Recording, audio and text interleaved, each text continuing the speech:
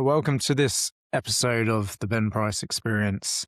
In this episode, I'm going to talk about the questions every man never learns to answer, but really, I think every single man needs to know that they are subconsciously asking these questions I'm going to talk about, and talk about how you can find the answers to those questions, because I think not having the answers to these questions is a really big problem.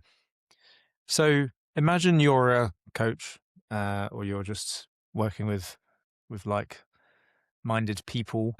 You've got a 47-year-old founder, business owner. He's sat across to you. He's in his first session. He manages a £6 million business. He's got a leadership team. There's people that report to him. He's got a wife. His kids know who he is. And he looks at you and he says, "I don't feel like a man.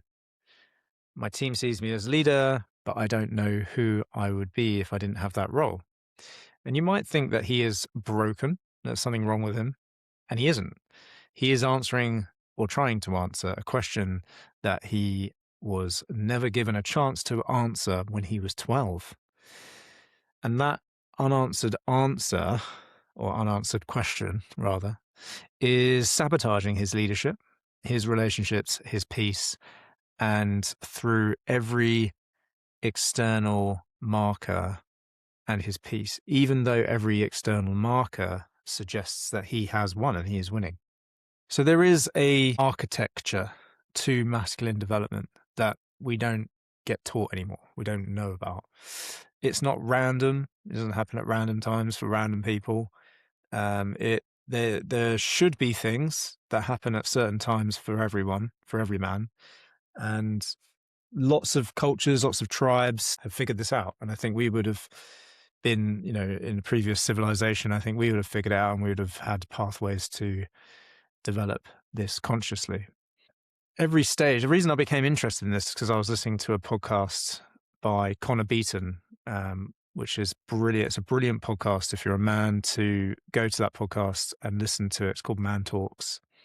And he was coaching someone live, and he was talking about that from the age of 0 to 18 months, your nervous system is basically asking the question, is the world safe? And then from 18 months to 3-year-olds, your nervous system is asking the question, am I okay to be me? And that got me very curious, because then I started thinking, well, what happens at all these other stages of life? And it turns out there are questions that our nervous system is always trying to answer at all parts of our life. So this podcast is really for every single man to listen to. So the initiation that we would have gone through as a young man, as an older man, would have helped us navigate these subconscious questions that we are asking at particular stages of our life. And most men, obviously, because we don't have initiation in our society, we don't really have very good answers to this. And we then have our own trauma because of it, or our own shortcomings and our own shadows. It doesn't have to be trauma. And if you think about how many generations have experienced that now, at least back to World War I and World War II was when there was this big upheaval in society where a lot of men were killed. So a lot of the brave, honorable, decent men were killed. And we've had, 3 generations since then, maybe more, I don't know, where we've had this kind of cycle of men who maybe haven't been developed, have then had sons and passed on their shadows. And that's happened and happened and happened. And now we're in a place where male suicide is really high. We've got all these issues, particularly among men. And I really feel strongly that initiation is the thing that we need to bring back. It's the one thing that if we had it in our society, I think it would solve a lot of these symptoms that we're having. One being misogyny, one being a lack of engagement in schools, one being suicide. But let's think more practically, like, what most men struggle with is they're getting shit done. They're procrastinating. They are stressed out. They're burnt out, especially if you're a business owner. And so there's the more practical stuff that a lot of men struggle with. And obviously every time, this isn't obvious, but every time I run a men's camp, men sit around the fire and they talk about these things, and they realize that they're not the only one struggling with this issue. In fact, everyone around the fire has probably got the same struggles, same challenges. So, what are the questions that we are subconsciously asking at certain ages? And what happens if that question's never answered? So, you're born and you're fresh out the womb. You're a boy, you're a young boy, and the first thing that you're asking, your nervous system is asking, is this world safe? And by the way, I obviously have two sons, and one of them is 2 months old, and one of them is 2 years old. So I've seen this first part happen. And before a boy can do anything, his body needs to know if he can relax. This is the attachment stage. The nervous system is still forming. It's asking one pure question, which is, will I survive? And this is attachment theory. And it was developed by a guy called John Bowlby, and expanded by some other people, Mary Ainsworth. And it identifies secure attachment as the foundation of emotional regulation and resilience. So when a boy or a man has secure attachment, it means that he has a calm baseline. He can trust, and he has the capacity to self-regulate on his own. An unmet answer means that the nervous system stays in vigilance, hyper-alertness. The body believes the world is hostile. And there's research that shows that early relational trauma becomes encoded in our nervous system and creates this perpetual state of hyperarousal. And if you're a high-performing man, you may still be running on that unmet question. And obviously there's this very famous phrase, what got you here won't get you there. Well, that has got you here to where you are in your life right now.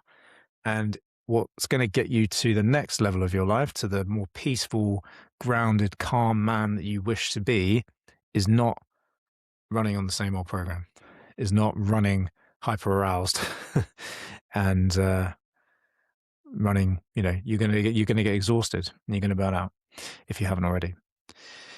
So a lot of these guys, a lot of you are successful because you do not ever relax, and they build empires because the nervous system believes that it has to. And obviously we celebrate your achievements as society. And so you think you're doing the right thing, but it feels hollow, and the cost is chronic exhaustion if it keeps on going on.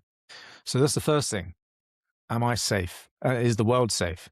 From about 18 months to 3 years old, the next question you're asking is it okay for me to exist as myself? And I think the majority of men would probably say no, that it is not okay for me to exist as myself. And we wear different masks. You've probably heard this before with other people talking about the masks that people wear. Lewis Howes talks about this a lot. Different masks that we put on that we think. And so we think it, and society teaches us that wearing these masks will demonstrate that we are a man and will get us we'll be okay. So when we're in this phase of our life, we begin to test things out. And my son is doing this right now. He says no, he's exploring, he's expressing himself, and he is asking the question if it's okay for me to be myself. Am I okay to cry? Am I okay to hit daddy? Am I okay to be angry? Am I okay to be sad? And a lot of us were told that it wasn't okay for us to be happy, or not happy, but sad.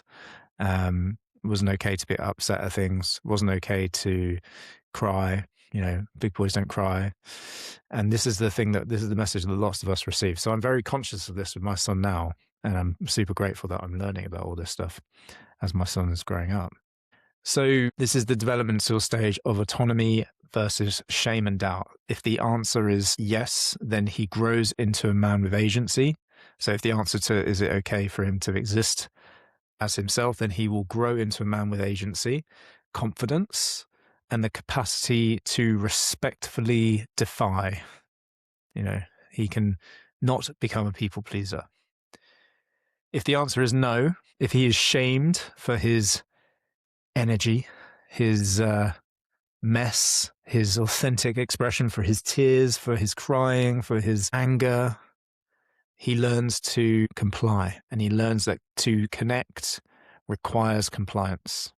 And what the neuroscience shows us is that shame activates the same neural pathways as physical pain. And that creates a lasting aversion to authentically express one's self. And he will become the nice guy. And he might spend 40 years performing someone else to keep the people he loves, his anger repressed, and his authenticity he is taught that his authenticity is actually a threat. And his own needs become so foreign to him that he doesn't even consider them anymore. He doesn't know what his needs are. He's taught that his needs don't matter. So I think most men are in that bracket, unfortunately. I think maybe 80% of us are in that place, and have been. I certainly have been in that place. Really, one of the things that really resonated with me as to why I started doing this work was the idea of becoming unapologetically authentic. You know, why do I organize men's camps? Because I like camping. I like going into the mountains. I like going onto the hills. I like spending time outside of nature. I like doing the deep work. It doesn't feel like work to me. I love being around other guys and sitting around a fire and eating food on the fire. That's just what I like to do. I like going foraging. And the more I create my life around those things, and I love my kids and I love my family, the more I create my life around those things, the more aligned I become, the more unapologetically authentic I am, the more I talk about it, the more I do it, the happier and the more joy I have in my life. And so that's what I've noticed for me. And the more I don't, the opposite happens. Burnout, sadness, depression, anxiety. So from 3 to 6 years, we ask a different question. Am I lovable? This is where your emotional identity gets a bit deeper, and the boy is learning, am I loved for who I am or for what I do? Well, I think you can probably guess the outcome that most men have here. They get loved for what they do. Well done. You've got points on your test. You didn't do very well on your test, did you? Oh dear, punishment. You're going to get detention, or you're going to get grounded. John Gottman is a researcher, and he's done this work on emotional coaching, which demonstrates that children whose emotions are validated develop greater emotional intelligence, resilience, and capacity for intimacy in adulthood. And if the emotional expression is welcomed, he grows into a man who can be intimate. He can access his interior life. He can be vulnerable without shame. He can express what he feels. He knows how he feels as well. You know, most guys, when you ask them how they're feeling, they have absolutely no idea. I didn't either until I was trained on how to do that. If emotional expression is punished, if crying is weakness, if feelings are a problem to solve, if softness is dangerous, the masks begin. So the masks start coming on. And psychology shows that, studies in psychology show that emotional suppression in childhood predicts difficulty with emotional regulation and intimacy in adulthood, and is associated with higher rates of depression and anxiety. The boy learns that feelings are dangerous, vulnerability is weakness, and the only safe identity is the strong one who's okay despite whatever happens. And the reality is that we as men have a massive capacity to feel our emotions, but we also have this amazing superpower where we can switch it off and get shit done. And unfortunately, most of us are in the switch it off and get shit done mode, and we're getting shit done. And then because actually you can't escape your emotion, your emotional experience of the world. You can bury it, but there's a box, and the box has a finite capacity. Everyone's box is a bit different. You might go till you're 50 or 60 years old and never even open the box, but it will leak out. It will leak out of you in anger. It will leak out of you in sadness. It will leak out of you in addiction. They'll find a way out. So many men have built their entire masculine identity as a shield against other emotions that they were taught were shameful. And that shield prevents their collapse of the man. It also prevents them from connecting deeply. And if you're anything like me, you may have struggled with having deep, authentic connection with the closest people in your life, with your family, with other men in particular. So that's how it's going to show up. And if you can't connect with people deeply and you're an entrepreneur, you're going to struggle to get to that next level in business, because business is about personal connection. So between 6 and 12, we then ask, am I competent? And now you're measuring yourself against the world. Do I have what it takes? There's this industry versus inferiority. So Carol Dweck's research on mindset, famous book Mindset, demonstrates that children who experience appropriate challenge and learn to overcome difficulty develop resilience and intrinsic motivation. Obviously, the opposite is also true. Children protected from difficulty or praised only for the outcome show lower persistence and higher anxiety. This is where mentors, coaches, fathers, challenge and responsibility, as in like they are taking on responsibility, becomes essential. For a boy, he needs some difficulty. He needs some challenge. He does not need constant comfort. Difficulty teaches a boy that struggle is survivable. You know, he can overcome challenge, that he is powerful and capable. Otherwise, he will become powerless. If a boy skips this stage, if he's protected, he's wrapped up in cotton wool, then he's never truly tested, and he will always doubt his capability. So if you suffer with imposter syndrome, then it may be because you've never actually had much of a challenge and you don't really know what you're capable of. And that can definitely show up in your business. Competence built in childhood, built in boyhood, through some kind of mastery experience predicts achievement. It predicts motivation. It predicts mental health across a man's lifespan. So we do need this. And by the way, all of this can be developed later on. It's just that it would be great if we had it at the time. But, you know, there's that phrase, isn't there? Best time to plant a tree was 20 years ago. Second best time is now. So you're not broken if you haven't had some of this. I mean, I'm a case, right? Success will feel fraudulent if you do achieve it. That's for sure true of me. And you'll second guess every decision you make. Again, I think the two things we need as an entrepreneur is to back ourselves and to deal with rejection. You can't be second guessing every single decision you make. And you need to back yourself. This man is addicted to external validation because internally he still doesn't know if he can actually do anything. Most high achievers are running on this wound. They build and build and build and look for the evidence that they are actually competent. It never comes because the competence was supposed to be built in childhood. Between the ages of 12 and 18, you're then asking, who am I as a man? This boy begins to separate from his parents. He is looking for his tribe. The question becomes, what kind of man am I?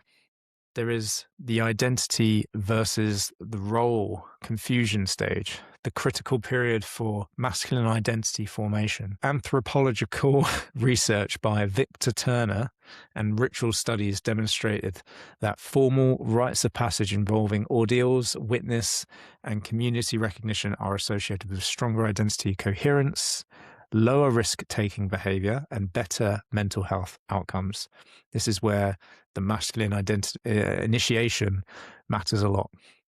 In traditional cultures, there has been this ritual of initiation, and there is various ordeals that they'll have to come across. They're witnessed by people, they have a brotherhood, and there's a formal acknowledgement that they are stepping into manhood. And by the way, this is just about the same time where all the hormones are kicking into your body and things are changing, and you are becoming more powerful. You're becoming more aggressive. And if you've constantly been told that it's not okay for you to be aggressive, or you're not okay to be angry, and you're not okay to be emotional, then you just become very lost, and you will try to find it elsewhere. So the boy looks elsewhere for the answer because you're looking for it. And nowadays he finds it in pornography, which is an initiation sexually. That's the only initiation he gets. Social media is a tribe. You know, there's tribes there, people who will accept you without any judgment. There are influencers, the men who are willing to model manhood, even though that it is not they are boys themselves. They are uninitiated men themselves. And, I've personally resisted the idea of publishing my book and doing any social media marketing. I've just been kind of content to have this small lifestyle business, which I can just kind of be a little bit of a grey man. But I realize that there is a need for positive influence for young boys. And so I am about to engage on a PR campaign to get out there a bit more, not because I necessarily want a bigger business, though that would be great, but because I actually really feel strongly about this. And I don't want my boys to grow up in a world where it's not okay to be a man. It's very confusing. And they're going to get sucked into some crazy influencer behavior online. There's also extremism. For those of you who know, I have interviewed a suicide bomber. Extremism offers brotherhood and a mission. And we don't offer young men that. And so that's another reason they can get sucked into it, because they're looking for it. Violence. We're seeing a rise at the moment in anti-Semitic behavior, Jew hate crime. It's horrific. And there is a rise in knife crime. There's all this stuff, and it's all young men. And it's a way that they can feel powerful through when the legitimate pathways for them to do so are closed off to them. So this is a massively key stage. This is where initiation at any stage of life is about healing some of these unanswered questions. We could call them wounds, we could call them trauma, but they are unanswered questions, really. And that can be done at any stage of life. But this is the key stage between like 12 and 18. This is when it really needs to happen. And this is after 16 we start to set. So research on identity development shows that adolescents without mentors or formal initiation are significantly higher risk of substance abuse, mental health issues, and risky behavior, of course. So the answer he gets to, who am I, shapes everything that follows. Who am I? I've talked about this a lot, but that is such a key question to answer. So by the age of 45, that unanswered question becomes a reason that a successful CEO cannot lead without presence, why he manages through control rather than trust, why his team respects his competence but never really feels led by him as a man, and why promotion and profit never heal the wound. They never heal that wound of being formally recognized as a man. Nothing's going to replace that, no amount of money. I literally had a client the other day land a big contract. He was struggling a little bit with cash flow, landed the big contract. He was like, fuck it, finally I'll be happy. Oh wait, I'm not. And because he's now aware of it, he's conscious about it. Whereas before it wouldn't have been conscious. It would just be, oh, maybe I need more money. No, he had quite a big chunk of change land in his account. It didn't make any difference. So 18 to 30 years old, the next question becomes, can I prove myself? Now, the younger man wants to build, he wants to compete, and he wants to win. And the question is, am I enough? Am I enough? Can I prove myself? This is the conquest stage. He builds businesses, he builds bodies, he builds reputations, he wins women, and he takes risks. But there is a dangerous part here. Many men are still unconsciously trying to earn love from an earlier stage. And the attachment research and studies on adult relationship patterns show that unmet attachment needs in childhood create what is called earned secure attachment through external achievement, a compensatory strategy where men attempt to prove their worth through accomplishment. The successful business is an attempt to prove he is worthy of connection or love. The perfect body is an attempt to prove that he is acceptable as himself. The wealth is an attempt to prove that he is valuable, because at 3 years old, he never got the answer to that question. And research in positive psychology demonstrates that success built on intrinsic motivation and internal validation creates long-lasting satisfaction, while success built on compensatory needs produces the success paradox, which is that achievement without fulfillment. Many, many people are there. You're not alone. You are not alone. This is why the founder gets the contract but feels empty, like I said with my guy the other day. Why he builds the team but he cannot trust them. why profit doesn't seem to satisfy him, why leadership feels like a bit of a performance, why he doubts himself. The answer to can I prove myself was supposed to come from challenge and recognition in childhood, but without it, he becomes the man who builds and builds and builds, looking for the evidence he's actually competent, and it never comes because the competence was supposed to be earned through a real initiation, not through business success. And this idea that building a business is the greatest personal development journey you could ever go on, I don't know about that. Like, it's a journey. You will develop if you want to. Some people don't. I think the greatest personal development you can go on is initiation and personal development. I think that is the greatest personal development journey you can go on, not necessarily through building a business. But hopefully, because you have a business, it's brought you to this podcast and you're learning about this.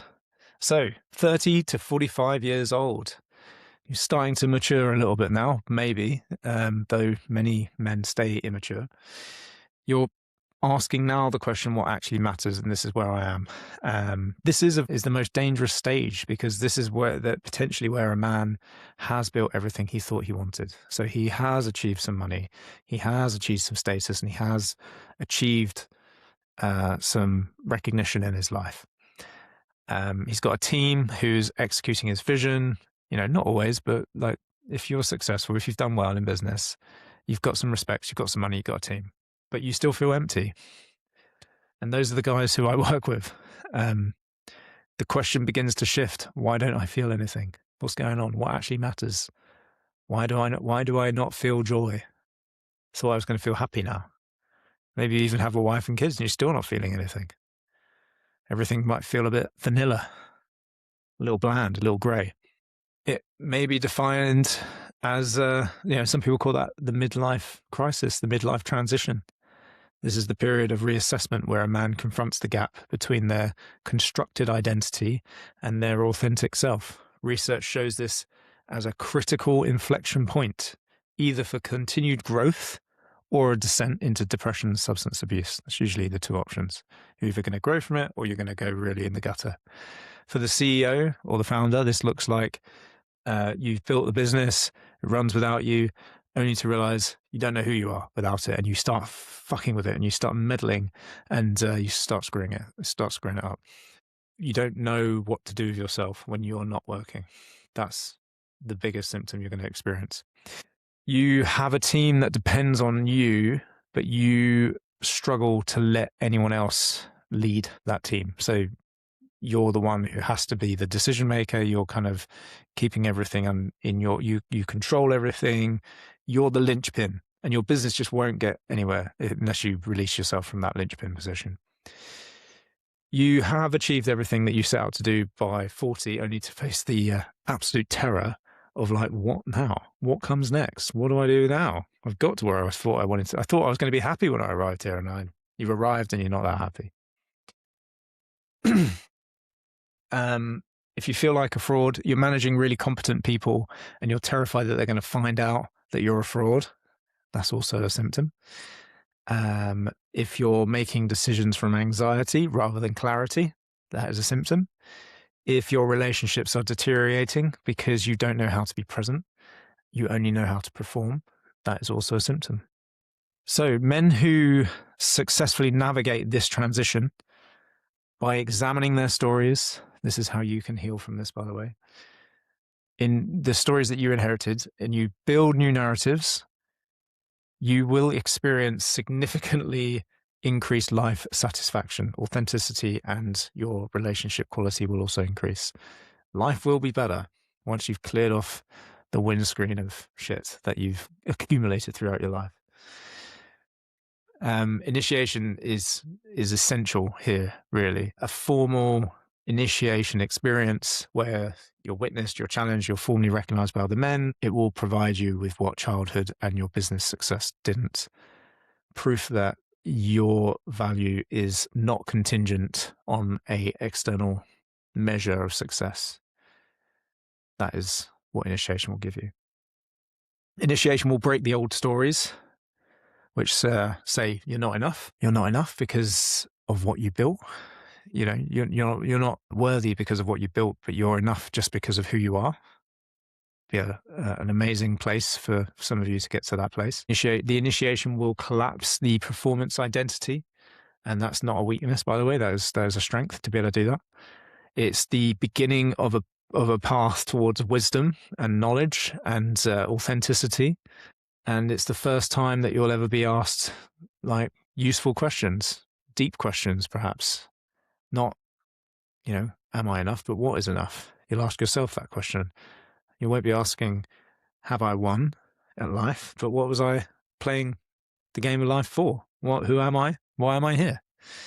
And with that comes real leadership, real authentic leadership, but that will only come if you're willing to let go of that old identity, that old version of yourself, and be reborn into something more true and more authentic. And for me, and some people, you just got to reach that point of like, enough. I've just had enough of this. Enough is enough. Like, I'm not saying I've had enough, I'm off to go and kill myself. I'm saying I've had enough and I'm going to do something about it, because I've had glimpses of life being really good and other people seem to be having a good life. So I'd like to have that, please. That's what happened to me. If you're older than 45, if you're heading up towards 60, 45 to 60, the urgency changes. The question becomes, did my life matter? Research on successful aging shows that the man who engages in mentorship, in legacy work, knowledge, transmission experience, also has a higher level of life satisfaction. This is where you kind of are transitioning and in becoming an elder. An actual elder is somebody who passes on their knowledge to others. This is the purpose of this stage of life. This is what you should be doing. You should, I really do believe that elders ought to be, I don't often say should. I'm not saying should like a judgment. I'm saying should like this should be just what we do. Should be helping the youngers, the young men who are freaking confused. Mentoring, transmitting what you've learned, showing your mistakes to other guys, because they need to know, they need your approval, and they also need to know that not everyone's perfect. The biggest thing that people say when they come sit around a fire with me and they speak to other men and they hear their problems is, it's so good to know it's not just me. We all think it's just me. Like we're such unique, special butterflies. We've got their own unique problems, and it's just not true. Obviously, the danger is you just become more set in your ways. You become more concrete and more resolve. So, you can still initiate at this age. It just becomes harder and harder the more you let it. The longer you go on. And I'm not at this stage yet, and so I'm not an expert as it becomes 60 plus. Though I've helped many men around this age as well. But the final question is, can I let go? The final movement question, was I at peace? End of life. Research on end of life satisfaction shows that men who have resolved earlier developmental challenges and achieved authenticity in their identity report significantly higher levels of peace, meaning, and life satisfaction in their final years. So the question is not, was I successful? Not, was I powerful? Not, was I respected? But was I at peace? And this is where spiritual maturity matters more than any achievement could matter. A man can spend his last years in regret about what he did not do, or he can spend them in gratitude for who he became. And the difference was determined in this research by whether he ever learned to answer the questions that started in his infancy. So that's what it's all about. It's answering these questions that maybe we didn't ever get to answer because of whatever happened in our childhood. Someone was abusive with us. Someone was just didn't know. Like whatever happens, stuff happens. So very often I end up helping guys with relationships, and the outcomes are better business, better relationships, better sense of peace. Those are kind of the things. And actually what it really looks like is the 38-year-old who can't lead with presence because he needs to stop seeing the vulnerability, showing his emotion as a negative thing, as a thing that cost him, because it cost him connection. When he was a young man, he wasn't allowed to show that. He was scolded for it. He was told off for it. And so that's what his nervous system learned. So we have to unlearn this stuff. And I just want you to know that it is possible to do. I feel as though I am a witness to that not only in the work I do with other guys, but in the work I've done on me. So there we go. What looks like a leadership problem in the CEO who can't trust his team or micromanages or burns out, it's almost always unanswered developmental question. And the most powerful work you can do with a coach is not strategy. It is really answering these questions, creating an initiation experience where you are witnessed, you are challenged, and you're recognized. And that's what the Kingmaker is all about, is initiating you as a man into your most authentic, unapologetic version of yourself who can just live life a bit more joyous, a lot more joyous, more peacefully, and lead more effectively, build a better business, a more aligned business, a more fun business, connect with his kids, connect with his wife and his girlfriend and family. Like that's, you can have, and this idea that you can't have all of that. I mean, if we're going to extremes, if you're building a £100 billion business, I'm probably not your man. I don't know whether or not you can build that level of business and still be at peace. I know that most of you are comparing yourselves against guys like that, like Elon Musk's of the world. But you look at Elon Musk and he will say, you don't want my life. You don't know what it's like to be me. It's awful. So you're only seeing the snippets. The people you're seeing online, they're giving you a very curated version of what it's like to be them. If you ever sit and you look at some of the longer form stuff where they're talking about their lives, where they've been interviewed really well, you see some of this stuff coming up. You see the sadness, you see the fear, you see the anxiety, often sadness, I'd say, loneliness. That's the thing I see the most. So there we go. I hope you enjoyed that episode. If you want to find out more about initiation, then hit me up at coachbenprice.com and you will be invited to have a quick call with me. You should know that if you don't show up to your call, I will assume that you are not a man of your word and I will not arrange a second call. But if you want to step into initiation, the first thing you need to do is show up for your call. You need to be a man of your word. I create agreements. I don't create expectations. The first agreement that I test to see if you are that man of your word is to show up to the call and to be, don't do what so many people do and go, oh, sorry, business calls, can't do the personal development I know I really need to do. Can't help the thing that is screwing up my life because my business is calling. It's like, fuck your business, man. You have built this amazing business. It's got you to where you are in life. And there's this big thing that is a hole in your life right now. And if you don't solve it, you're just going to live the rest of your life uninitiated. So I want you to know that before you book your call, because some people do book a call with me and they don't realize that they need to be a man of their word in order to have a successful initiation. Men do try to throw money at me and expect me to continue to be complicit in their bullshit, the bullshit that's ruining their lives, and I won't be.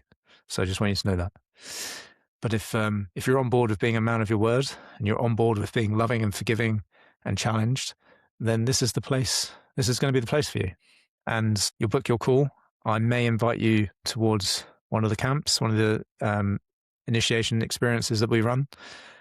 And then we can talk about if you're the right person to be initiated into your full masculine, authentic power. It's a great place to be. I like it. By the way, so does everyone else.